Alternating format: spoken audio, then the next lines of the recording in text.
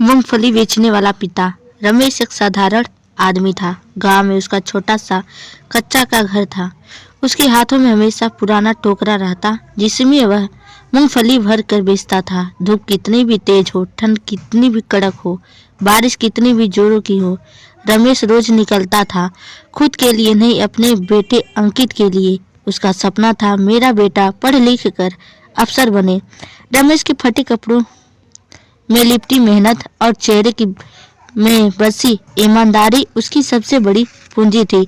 अंकित पढ़ने में तेज था। रमेश उससे शहर भेजना चाहता था, पर उसके पास पैसे कहाँ थे। फिर भी उसने रात भर मेहनत की, गांव-गांव घूमकर मूंगफली बेची, कभी भूखा सोया, कभी सिर्फ चाय पर दिन बिताया।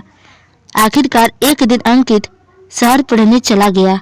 रमेश की आंखों में चमक उठी।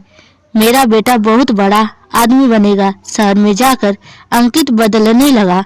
वहाँ के बड़े बड़े घर, महंगे कपड़े, अंग्रेजी बोलने वाले दोस्त, इन सब ने धीरे धीरे उसका दिल बदल दिया।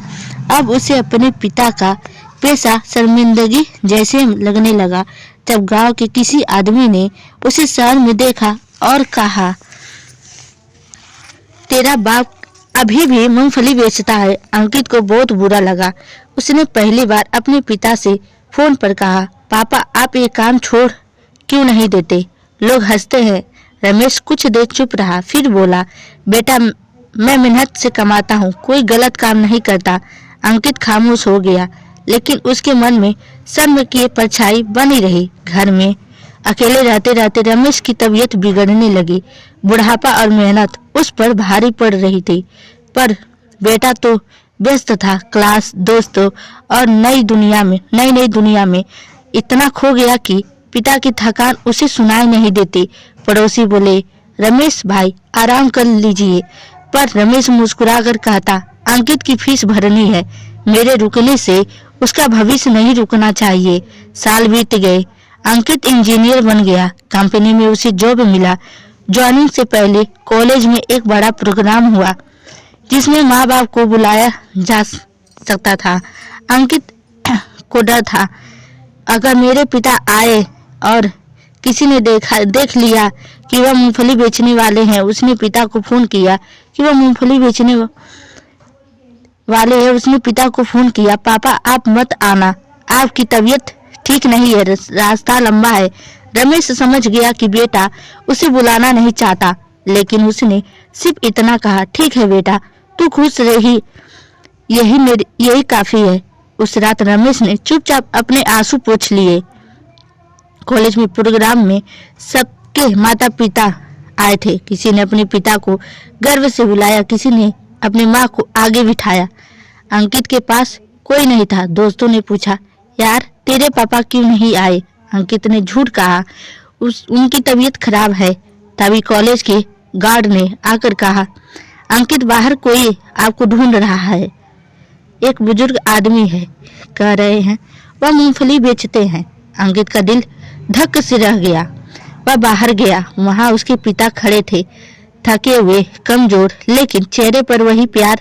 रमेश ने हाथ में एक छोटा सा लिफाफा दिया, ये तेरी डिग्री के लिए, नई कमीज खरीद लेना, बेटा आज बड़ा आदमी बन गया। अंकित शर्म से जमीन में गड़ गया। उसे लगा जैसे चारों ओर लोग उसी पर हंस रहे हो। उसने तेज आवाज में कहा, पापा आप यहाँ क्या कर रहे हैं? आपको आने की जरूरत नहीं थी। रमेश का चेहरा उतर गया, लेकिन वह मुस्कुरा कर बोला, सोचा एक बार तुझे जो देख लूं जॉब पर आने से पहले। अंकित ने कोई जवाब नहीं दिया। वह बिना पीछे देखे अंदर चला गया। लोगों की भीड़ में बिल्कुल अकेला उस रात रमेश घर लौटा। थकान इतनी थी कि उठा भी नहीं जा रहा था। पड़ोसी बोले, रमेश भाई आराम कीजिए। वह सिर्फ मुस्कुराया, मेरा बेटा बड़ा आदमी बन गया, अब मैं आराम कर लूंगा। और उसी रात रमेश दुनिया से चला गया। अपने पिता का आखिरी बार लेते हुए जब पड़ोसियों ने फोन किया, अंकित तुम्हारे पापा नहीं रहे। अंकित के पैरों तले जमीन खिसक गई।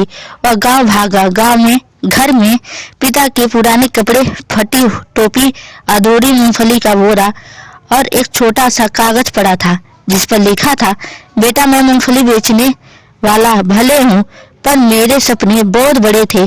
तू उन सपनों का सच है। मैं खुश हूँ कि तू आगे बढ़ रहा है, बस तू मुझसे दूर ना हो। तुम्हारा पापा। अंकित फुट फुट कर रो पड़ा। उसे एहसास हुआ जिस पिता ने से उसे शर्म आती थी वही उसके लिए अपनी पूरी जिंदगी बेच देता था। अंकित ने जॉब छोड़ दी। वह गांव में रहकर अपने पिता की जगह उसी स्टॉल पर बैठा। जब लोगों ने पूछा तुम इंजीनियर होकर मूंगफली क्यों बेच रहे हो, अंकित ने मुस्कुरा कर कहा, यह मूंगफली नहीं, मेरे पिता की आखिरी याद है और मैं इसे कभी नहीं छोड़ूंगा। धीरे धीरे अंकित ने उस छोटे से स्टॉल को एक बड़ी दुकान में बदल दिया। पापा की मूंगफली हर पैकेट पर लिखा होता, पिता का पसीना सबसे पवित्र होता है।